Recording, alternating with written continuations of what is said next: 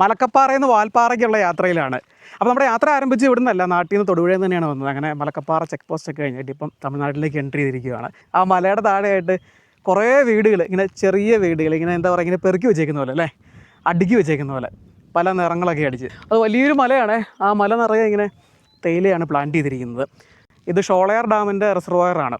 വെള്ളം തീരെ കുറവാണെന്ന് തോന്നുന്നു. വെള്ളത്തെക്കാളും കൂടുതൽ ഇവിടെ ഇങ്ങനെ മൈതാനം പോലെ കിടക്കുന്ന സ്ഥലങ്ങളാണ് കൂടുതലും കാണാൻ സാധിക്കുന്നത് കേട്ടോ. തീരെ കുറവാണ് വെള്ളം.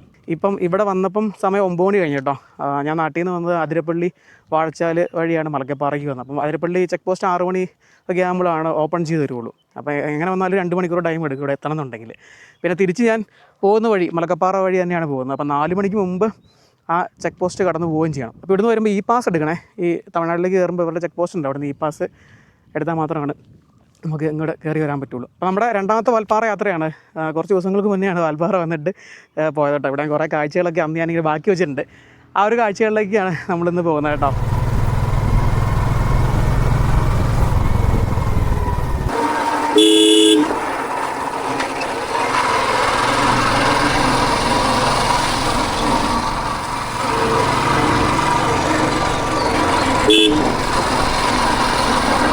ജക്രാന്ത ട്രീ പൂക്കുന്ന ടൈമാണത്.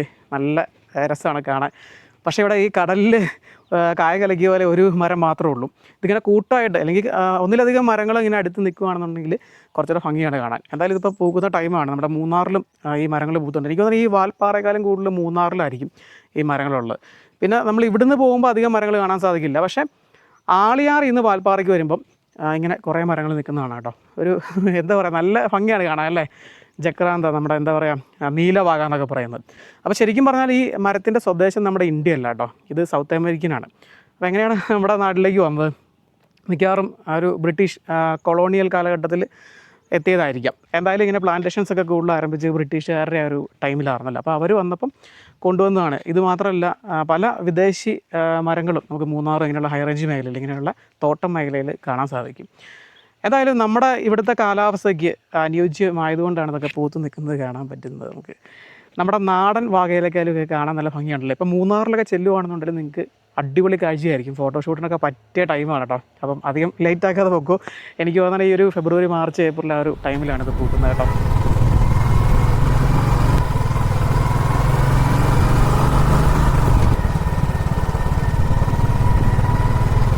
അപ്പോൾ ഈ മേഖലയിൽ കൂടുതലും കാപ്പിയാണേ.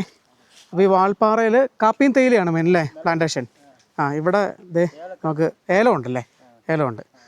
അതുപോലെ ഇവിടെ ഒരു ചേട്ടൻ കണ്ടില്ലേ കുരുമുളക് പറിക്കുന്നത്, കൊടിയൊക്കെ കയറി അങ്ങ് മേളിൽ ഇവിടെ വരെ ഉള്ളൂ അല്ലേ.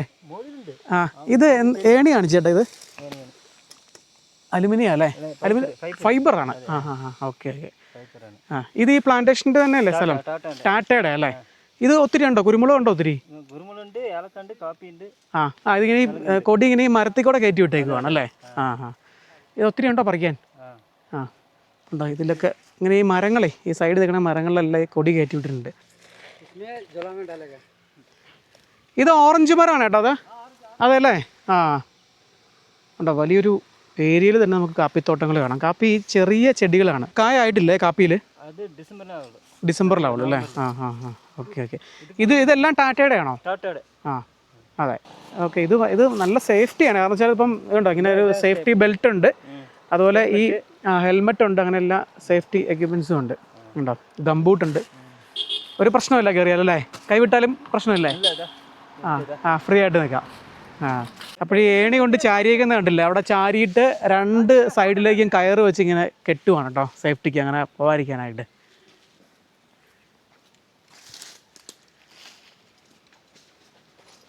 ഇപ്പം നമ്മൾ എത്തിയിരിക്കുന്ന ഈ ഒരു സ്ഥലത്തിൻ്റെ പേര് ഓൾഡ് വാൽപ്പാറ എന്നാണ് കേട്ടോ, പഴയ വാൽപ്പാറ.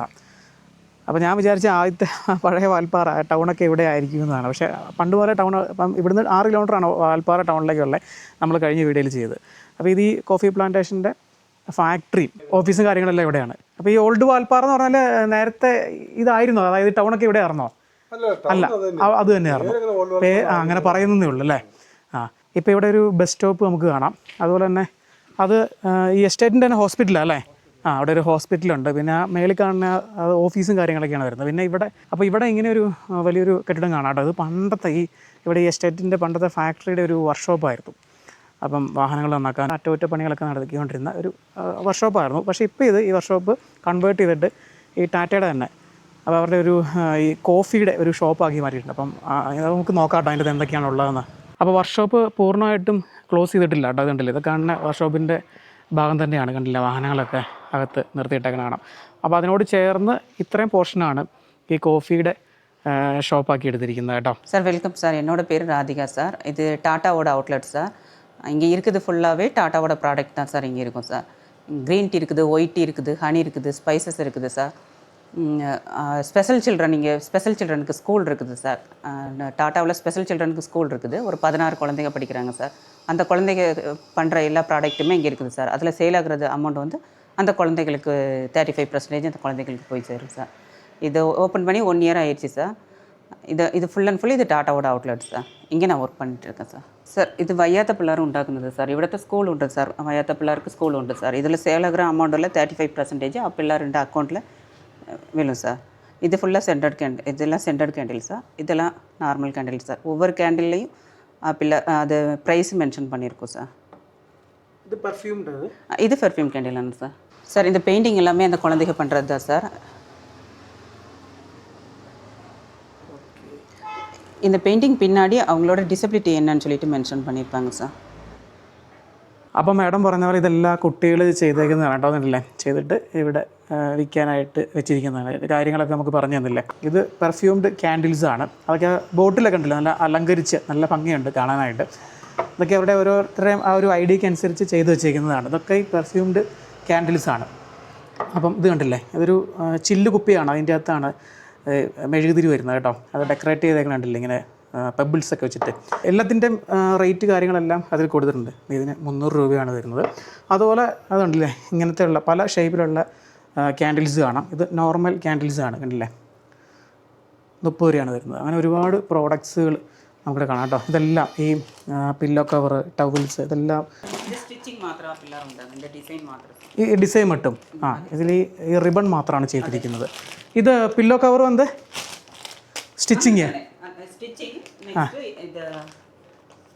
ശരി. അപ്പം ഈ പില്ലോ കവറിലൊക്കെ ആണെന്നുണ്ടെങ്കിൽ ലെയ്സ് വർക്കൊക്കെ ഉണ്ട്. അതൊക്കെയാണ് അവർ ചെയ്തിരിക്കുന്നത് കേട്ടോ. ഇങ്ങനെ അതായത് സ്റ്റിച്ച് ചെയ്തേക്കുന്നതാണ്. മെറ്റീരിയൽ എടുത്തിട്ട് അവർ കവറായിട്ട് ചെയ്തെടുത്തേക്കുന്നതാണ്.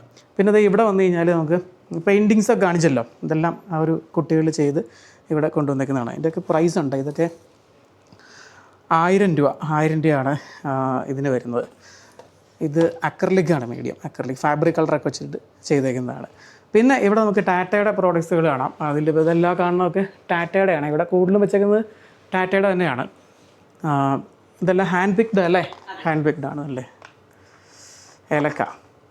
ഏലക്കയുണ്ട്, കുരുമുളക്, സ്പൈസസ് അത്യാവശ്യം എല്ലാം തന്നെയുണ്ട്. ഇത് കാന്താരി മുളകുണ്ട്. ഇതൊക്കെ കോഫി പൗഡറാണ്. ഇത് ഗ്രീൻ ടീ 100 ഗ്രാം 500 രൂപയാണേ. കോഫി ഫ്ലേവറില്ലേ? ഓക്കെ. കോഫി ഫ്ലേവറിൽ വരുന്ന ഹണിയാണ്.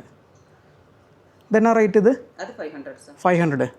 500 ഗ്രാം. പിന്നെ സോസുകളുണ്ട്. ഇവിടെ വന്നു കഴിഞ്ഞാൽ അതൊക്കെ ഇതെന്താ? ഇത് ടീ പൗഡർ. ഓക്കെ. ഇതെല്ലാം ടാറ്റ പ്രോഡക്റ്റ്.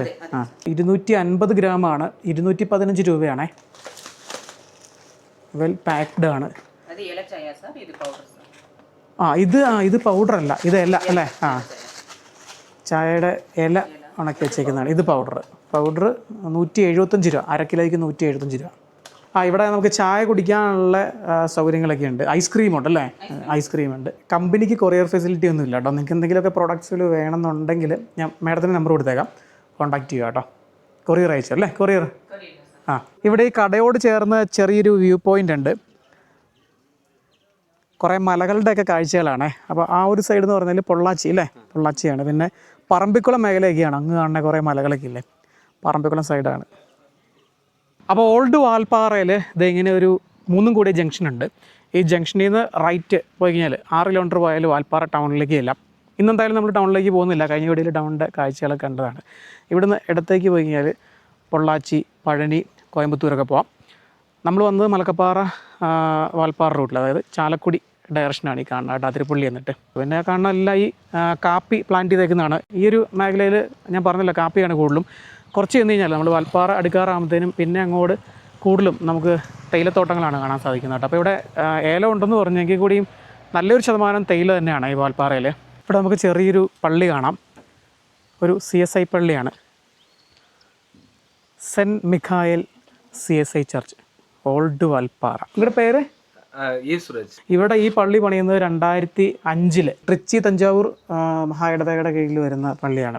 അതുപോലെ തന്നെ ഇപ്പം ഈ പള്ളി പണിതിട്ട് 20 വർഷം പൂർത്തിയായതിൻ്റെ ആഘോഷ പരിപാടികളൊക്കെ നടക്കുമായിരുന്നു കേട്ടോ. അതിൻ്റെ ഭാഗമായിട്ട് അലങ്കരിച്ചേക്കുന്നുണ്ടോ, അടുത്താറയൊക്കെ ഉണ്ടല്ലേ. നിറയെ ആള് ഒരു അങ്കിളങ്ങനെ ആ 61 കുടുംബങ്ങളുണ്ടെന്ന് പറഞ്ഞത്.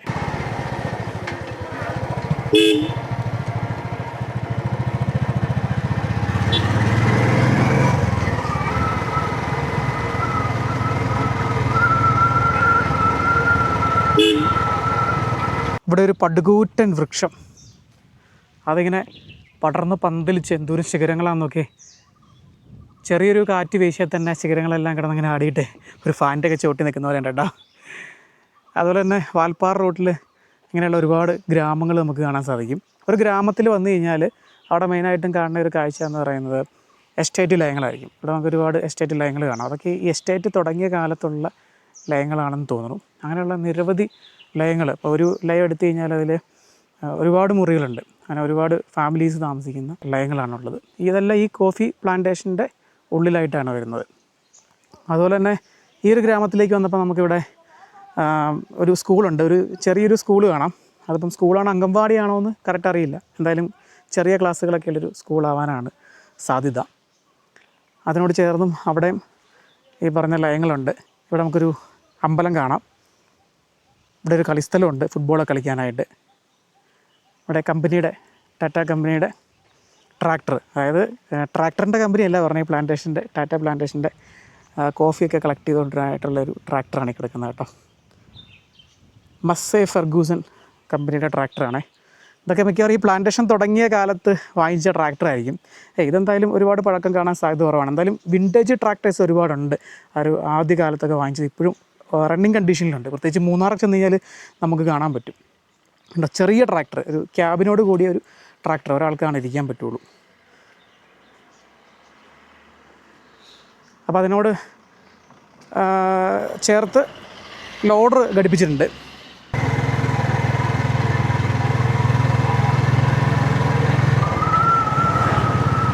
ഇവിടെയൊക്കെ തേയില കൊളുന്തെടുത്തുകൊണ്ട് വന്നിട്ട് അത് തൂക്കി വെച്ചേക്കുന്നതാണേ. പിന്നെ ഇവിടുന്ന് ആ ട്രാക്ടറൊക്കെ വന്ന് എടുത്തുകൊണ്ട് പോകും.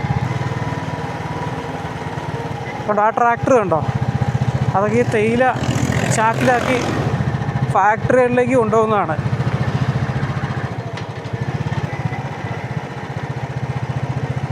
ഇവിടെ ഒരു കാഴ്ച കാണിച്ചു തരാം കേട്ടോ. ഷോളയാർ ഡാമിൻ്റെ റിസർവോയറാണ് ഈ കാണുന്നത് കേട്ടോ.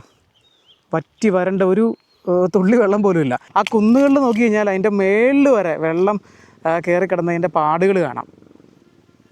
അത്രയും വെള്ളം ഉയരും ശരിക്കും ഇവിടെ. ഈ ഒരു സമയമായതുകൊണ്ടായിരിക്കാം തീരെ വെള്ളമില്ലാത്ത. അപ്പോൾ നല്ല ആഴമുണ്ട് ഈ റിസർവോയറിന് ഇത് ഫില്ലായി കഴിഞ്ഞാൽ.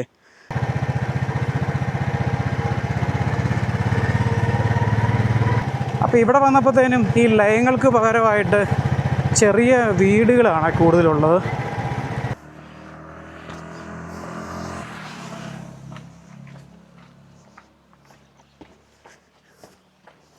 ഈ റിസർവോയറിനോട് ചേർന്നുള്ള വീടുകളാണ് ഈ കാണുന്നത് കേട്ടോ. ഈ വെള്ളം ഉയരുമ്പം എന്ത് ചെയ്യൂല ഇവരൊക്കെ, കണ്ടിട്ട് ഇങ്ങോട്ട് നിന്ന് വെള്ളം കയറി വരാനൊരു ചാൻസ് ഉള്ളതായിട്ട് തോന്നണില്ല. അല്ലെങ്കിൽ അതുപോലെ നിന്ന് മഴ പെയ്യണം ഈ റിസർവോയർ മൊത്തം നിറയണം എന്നുണ്ടെങ്കിൽ.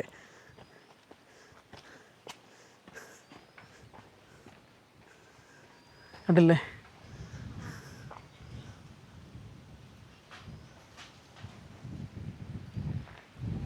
ചെറിയ ചെറിയ ചെറിയ വീടുകളാണ് കേട്ടോ. മൊത്തം പശു ചാണകം ഇട്ട് വെച്ചേക്കുന്നുണ്ടല്ലേ. കാറ്റ് വന്നിട്ട് തകര ഷീറ്റൊക്കെ കിടന്ന് ആടണം കേട്ടോ. ഇതൊക്കെ ഈ വീട് നോക്കേ,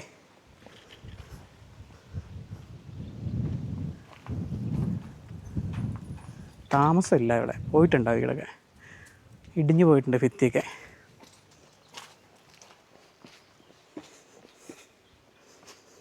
മൺകട്ട കൊണ്ട് കെട്ടിയേക്കുന്ന വീടുകളാണ് ഇവിടെ കൂടുതലും.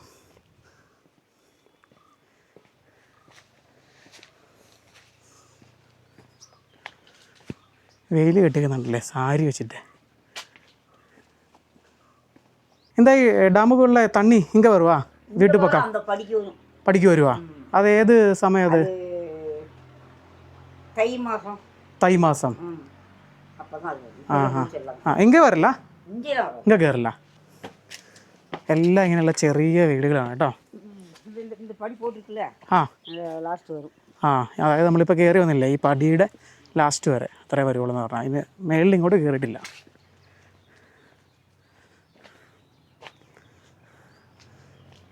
உங்களோட கூட யாருக்கு இருக்கு வீட்டில்? யாருக்கு இருக்கு வீட்டில் உங்களோட கூட? ആ വേല ആ പസങ്ങൊക്കെ ഇരിക്കാ.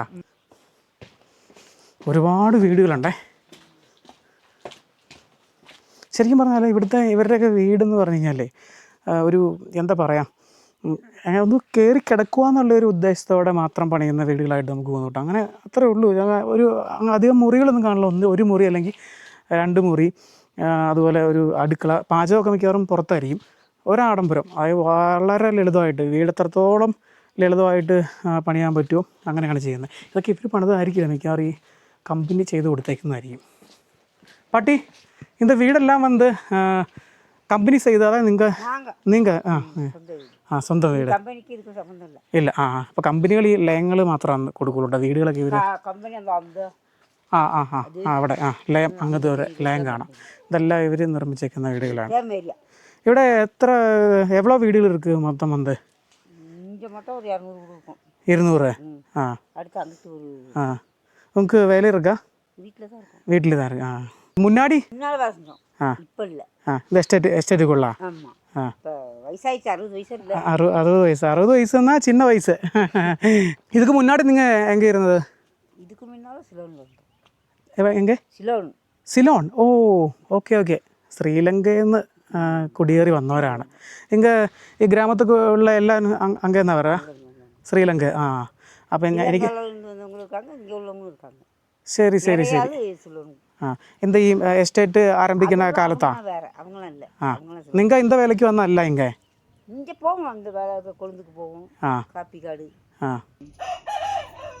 பாட்டி இந்த வீடுக்குள்ள ஆள் இருக்கா?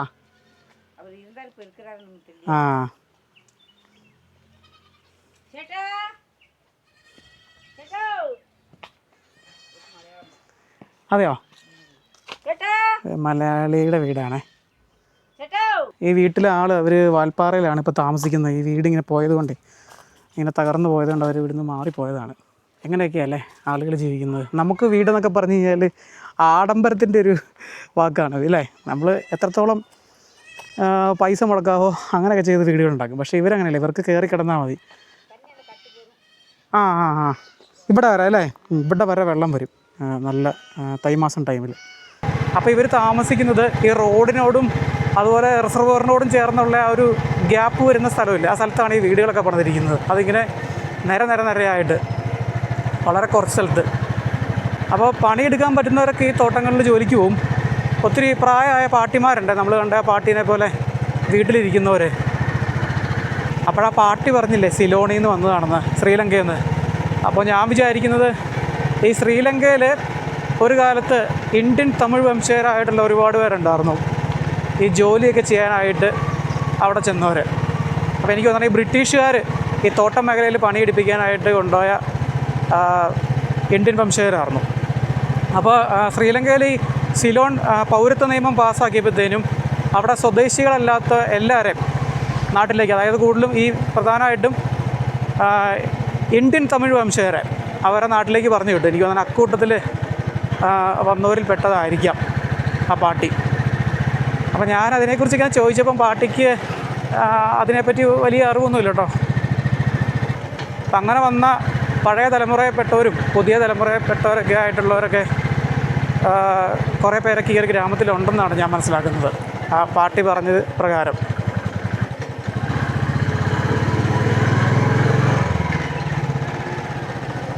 ഈ ഡാമിനോട് ചേർന്നുള്ള റിസർവോയറിൻ്റെ ഈ ഭാഗത്തേക്ക് വന്നപ്പം കണ്ടില്ലേ അത്യാവശ്യം വെള്ളമുണ്ടായി. അത്യാവശ്യം എന്ന് പറഞ്ഞാൽ ഈ റിസർവോയറിൽ ഉൾക്കൊള്ളാൻ കഴിയുന്നതിൻ്റെ ചെറിയൊരു ശതമാനം മാത്രമാണ് ഇപ്പോഴും വെള്ളമുള്ളൂ. മിക്കവാറും നല്ല ഡെപ്ത് ഉണ്ടാവും ഈ ഏരിയ. ഇത് ഈ റിസർവോയർ നോക്കിയാൽ നിങ്ങളാ കാണുന്ന മൺതിട്ടൊക്കെ ഉണ്ടല്ലോ, അതിൻ്റെ മേലിൽ വരെ വെള്ളം കയറുന്നത് കാണാം. അപ്പോൾ ദൂരം വെള്ളം നിറയും ഇതിൻ്റെ അത്, അത്ര ആഴം ഉണ്ടാവും. തീരെ വെള്ളം കുറവാണെന്ന് തന്നെ പറയാം കേട്ടോ. അപ്പോൾ ഇത് നിറഞ്ഞെടുക്കുമ്പം എന്തായിരിക്കില്ല ഈ ഒരു സ്ഥലത്തിൻ്റെ ഒരു മനോഹാരിത എന്ന് പറഞ്ഞാൽ. അതിലൊരു റോഡ് പോകുന്നുണ്ടോ, അത് എസ്റ്റേറ്റുകളിലേക്കൊക്കെ പോകുന്നതാണ്. അപ്പം ഇതിൽ വെള്ളം നിറയുമ്പോഴത്തേനും ആ റോഡൊക്കെ ഇതിൻ്റെ വെള്ളത്തിൻ്റെ അടിയിലായി പോകും.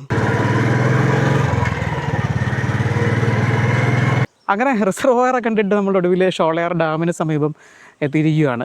ഡാമിൽ വെള്ളവും കുറവാണ്, മൊത്തത്തിൽ കാണാൻ അത്ര ഒരു എന്താ പറയുക, ഒരു രസം തോന്നണില്ല. അല്ലെങ്കിൽ ഈ ഡാമൊക്കെ നിറഞ്ഞ് കിടക്കുമ്പോഴാണ് നമുക്ക് നല്ലപോലെ ആസ്വദിക്കാൻ പറ്റുള്ളൂ അല്ലേ. പിന്നെ ഈ ഷോളയാർ ഡാമെന്ന് പറഞ്ഞാൽ ഒരു ഡാമല്ല, മൊത്തം 3 ഡാമുകൾ ചേരുന്നതാണ്. അതായത് ഇപ്പം ഈ ഡാമില്ലേ, ഇത് തമിഴ്നാട്ടിലുള്ള ഡാമാണ്. ഇത് അപ്പർ ഷോളയാർ എന്നാണ് ഈ ഡാമിന് പറയുന്നത് കേട്ടോ. പിന്നെ നമ്മുടെ കേരളത്തിലുള്ളതാണ് ഷോളയാർ ഡാം. അതുപോലെ തന്നെ സാഡിൽ ഡാമുണ്ട്, അത് ഈ ഡാമിനോട് സമീപമായിട്ടാണ്. അങ്ങനെ മൊത്തം 3 ഡാമുകൾ ചേരുന്നതാണ് കേട്ടോ. ആ കെട്ട് നോക്കിയപ്പോൾ അത്രയും വെള്ളം കുറവാണ്. ഈ ഡാമിൻ്റെ മേളിലേക്ക് നമുക്ക് കയറാൻ പറ്റില്ല കേട്ടോ. അതായത് വീഡിയോ എടുക്കാനായിട്ട് മേളിലേക്ക് കയറാൻ പറ്റില്ല. നമുക്ക് എന്തായാലും താഴെ കെട്ട് കാണുന്ന സ്ഥലത്ത് പോയി നിൽക്കാം. താഴെ നമ്മുടെ ചാലക്കുടി പുഴയൊക്കെ ഉത്ഭവിക്കുന്നത് ഈ ഒരു മേഖലയിൽ നിന്നാണ്. അതായത് ഈ ഡാമിൽ നിന്നല്ല കേട്ടോ, പശ്ചിമഘട്ടത്തിൽ നിന്നാണ്. പശ്ചിമഘട്ടത്തിൽ ആനമല കുന്നുകളിൽ നിന്ന് ഉത്ഭവിച്ച് വരുന്നതാണ്. അപ്പോൾ ഈ ഡാമിൻ്റെ ഏറ്റവും മനോഹരമായൊരു സ്ഥലത്താണ് നമ്മളിപ്പം നിൽക്കുന്നത്, ഡാമിൻ്റെ താഴെ, കെട്ടിൻ്റെ താഴെയായിട്ട്. അപ്പോൾ ഇവിടെ നിന്നുള്ള ഒരു കാഴ്ച എന്ന് പറയുന്നത്, അതായത് ഒരു ഡാമിൻ്റെ ഏറ്റവും ബെസ്റ്റ് സ്പോട്ട് എന്ന് പറയുന്നത് തീർച്ചയായിട്ടും ആ ഡാമിൻ്റെ കെട്ട് കാണാനായിരിക്കും, അല്ലെങ്കിൽ ഷട്ടറുകളൊക്കെ വരുന്ന ഒരു ഭാഗം കാണാനായിരിക്കും. ഈ ഷട്ടറൊക്കെ ഓപ്പൺ ചെയ്യുന്നൊരു ടൈമാണെന്നുണ്ടെങ്കിൽ പറയുക കൂടി വേണ്ട, അത്ര ഭംഗിയുള്ള കാഴ്ചയായിരിക്കും. ഇപ്പോൾ നമ്മൾ റിസർവോയറിൽ ഇങ്ങനെ വെള്ളം കെട്ടിക്കിടക്കണേക്കാളും ഭംഗിയായിരിക്കും അതിൻ്റെ ഷട്ടറുകൾ കാണാനായിട്ട്. ഇങ്ങനെ വെറുതെ കാണുമ്പോഴും നമുക്ക് ആ ഒരു കാഴ്ച നല്ലപോലെ ആസ്വദിക്കാൻ പറ്റുന്നുണ്ട്. എന്താ പറയുക, നല്ലൊരു വലിപ്പം നമുക്ക് തോന്നും. അപ്പോൾ 66 മീറ്ററാണ് ഇതിൻ്റെ ഹൈറ്റ്. 3 ഷട്ടറുകളാണുള്ളത്. അപ്പോൾ ഈ ഡാം ഇവിടെ നിർമ്മിക്കുന്നത് 1965 ഇതിൻ്റെ പണിയൊക്കെ കഴിക്കുന്നത് കേട്ടോ. അപ്പോൾ ഈ ഷോളയാർ ഡാം പ്രൊജക്റ്റിൻ്റെ ഒരു പർപ്പസ് എന്ന് പറയുന്നത് വൈദ്യുത ഉൽപ്പാദനമാണ്. 54 മെഗാവാട്ട് വൈദ്യുതിയാണ് ഉൽപ്പാദിപ്പിക്കുന്നത്. അതുപോലെ തന്നെ ഡാമിന് സമീപമായിട്ട് ചെറിയൊരു പാർക്ക്, അധികം കാര്യങ്ങളൊന്നുമില്ല എങ്കിലും ഒരു പാർക്കൊക്കെ ഒരുക്കിയിട്ടുണ്ട്. ഈ തമിഴ്നാട്ടിൽ മിക്ക ഡാം സൈറ്റുകളും ഇങ്ങനെയാണ്, എന്തെങ്കിലുമൊക്കെ ടൂറിസമായിട്ട് എന്തെങ്കിലുമൊക്കെ ചെയ്യും ആളുകളെ മാക്സിമം ആകർഷിക്കാനായിട്ട്. നമ്മുടെ കേരളത്തിലും നമ്മുടെ പല ഡാം സൈറ്റുകളിലും നമുക്ക് ചെയ്യാൻ പറ്റുന്നൊരു കാര്യമാണ്. ഏറ്റവും ഉദാഹരണമാണ് നമ്മുടെ മലമ്പുഴ ഡാം. മലമ്പുഴ ഡാമൊക്കെ വേറെ ലെവലാണെന്ന് തന്നെ പറയാം. ആ ഒരു രീതിയിൽ, അല്ലെങ്കിൽ അത്രയും ചെയ്തില്ലെങ്കിൽ പോലും അത്യാവശ്യം നല്ല രീതിയിലൊക്കെ നമ്മുടെ ഡാം സൈറ്റുകൾ, ഓരോ ഡാം സൈറ്റുകളൊക്കെ നമുക്ക് ഈ ടൂറിസം കൊണ്ടുവരാൻ സാധിക്കും. എന്തായാലും ഗവൺമെൻറ്റിനൊരു വരുമാനം കിട്ടും, ആളുകൾ വരും, അങ്ങനെയൊക്കെയല്ലേ ടൂറിസം ഡെവലപ്പ് ചെയ്തുകൊണ്ടിരുന്നത്. എന്തോരം സാധ്യതകളുണ്ട് നമ്മുടെ നാട്ടിലെന്ന് ആലോചിച്ച്. ഈ ഡാം മാത്രമല്ല, അങ്ങനെ ഒരുപാട് കാര്യങ്ങൾ, പക്ഷെ നമ്മളത് അത്ര ഒരു എഫോർട്ട് എടുക്കുന്നില്ല എന്ന് തന്നെ പറയാം. അപ്പോൾ പിന്നെ തൽക്കാലം ഇത്രയും കാര്യങ്ങളൊക്കെ ഉള്ളൂ. നമ്മുടെ ഈ ഒരു ചെറിയ വീഡിയോ അവസാനിക്കുകയാണ്. മറ്റൊരു വീഡിയോ ആയിട്ട് വീണ്ടും കാണാം.